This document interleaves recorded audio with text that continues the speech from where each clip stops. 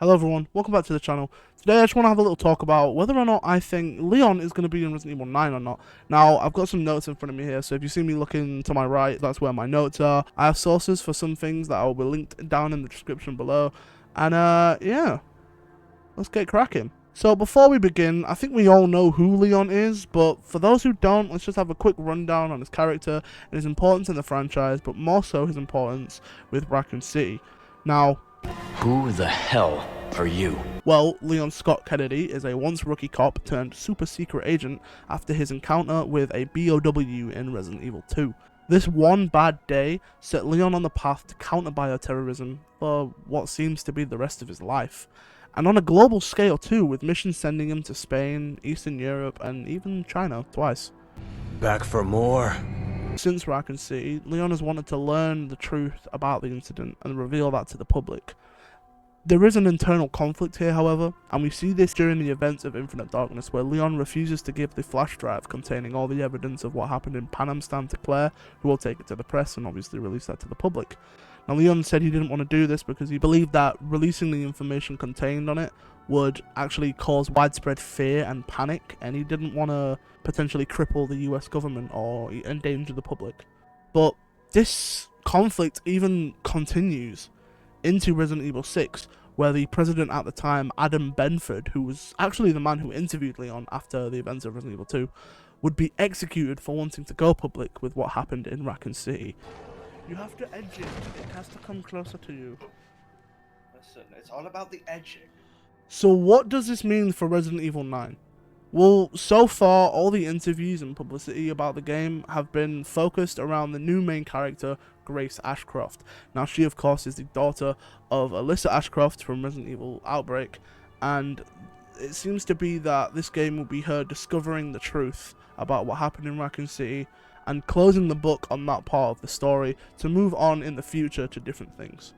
The developers have been wanting to talk about Raccoon City for a while, and especially the aftermath of the explosion. I believe the exact quote I have here is, "It was like rice left forgotten in a rice cooker for a week. You probably don't want to open it, but eventually curiosity makes you lift the lid," which I think is a really nice quote. Now, I know what you're thinking right now. Well, how does this involve Leon? Well, Leon being in this game makes thematic sense to his character. He's had a connection with Raccoon City since his introduction back in 1998. You know, while other characters like Claire and Chris and Jill and even Ada have moved on from Raccoon City, Leon quite hasn't. He mentions it in every single game he's in. Resident Evil 2, obviously he mentions it. Resident Evil 4. September 30th, 1998. It's a day I'll never forget. Resident Evil 6.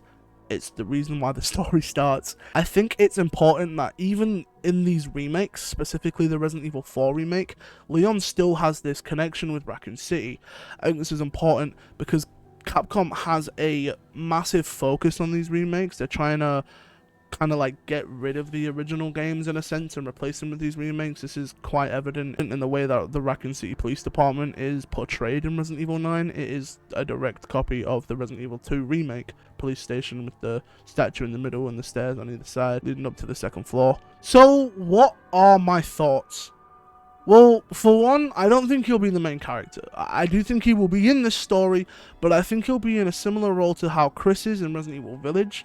So he's gonna like show up at some point to protect Grace from maybe the end of the demo, if you've seen that. The monster at the end of the demo. That huge monster, I think Leon will show up to protect her from that in some way. And I think after that scene, he will find out why Grace is there, and he'll try to protect her and follow her through the story in some way. Kind of like how Ada is in Resident Evil 2. We all know that Leon can't resist helping someone. I mean, in Resident Evil 2, he helps Ada first time he meets her. In Resident Evil 4, while being on a mission to help her, he still goes to help Ashley. In Resident Evil 6, he helps Helena, who he literally just watched kill the president. He still goes out of his way to help her. Even in the CG movies, Leon's going out of his way to help people. I mean, he helps that officer in Resident Evil Degeneration. Resident Evil Damnation is all about him helping. And even in Resident Evil Vendetta, when Leon is at the lowest point of his life, he still chooses to help Chris and Rebecca. So why do I think that Leon will show up? Well, I have multiple reasons for this. The first being that the developers outright refuse to comment on Leon's appearance in the game, while denying Chris's appearance. Now, my two sources here are from @Kennedy27Ryan, who mentions an IGN interview that won't comment on Leon's involvement, and another Twitter post by A Given Soul, who talks about the Games Radar interview, telling us to rest assured that Chris is not in this game. He is out there taking action somewhere in the world, but for now, we are not focusing on him. Secondly, according to @SynthPotato on Twitter, Leon was originally chosen to be the protagonist for this game, but ultimately Grace was chosen for the horror aspect. This leads nicely into my third point, that the developers themselves don't think that Leon is a good fit for horror, and this comes from multiple IGN interviews and that one developer talk that they did. 実はずっとあったんですけども、どうしてもレオンを使ったバッチバチのホラーっていうのが割と難しくて、落ちてきたバケツにびっくりするとか。Now, I completely disagree with this take, and I think they do too. Let me tell you why. In Resident Evil 2, both the remake and the original, Leon is a main character in those games, and I think those games are terrifying. They do a very good job at horror, atmospheric horror, and Leon is in those games. You play as Leon. Now, it's a different Leon, of course. He's the rookie cop, not the super spy, but I still think that works for Leon. Resident Evil 4 is a perfect balance of this. While being incredibly scary, Leon is still insanely cool and does all these cool flips and tricks, and in the original he's like diving through the lasers. But it's still a scary game. It still has horror elements and it still has horror focuses, and he still does a good job at being a horror protagonist.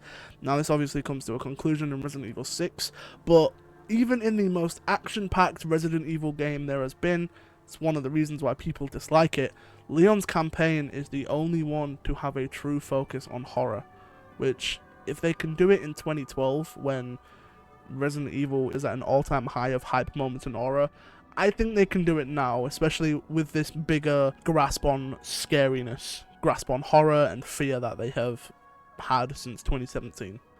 I think my thoughts on Leon being in Resident Evil 9, even as not a playable character, is that even though he's this cool, strong agent that doesn't fear much, he can still be hurt, and that alone is still scary, and I hope he's in this game.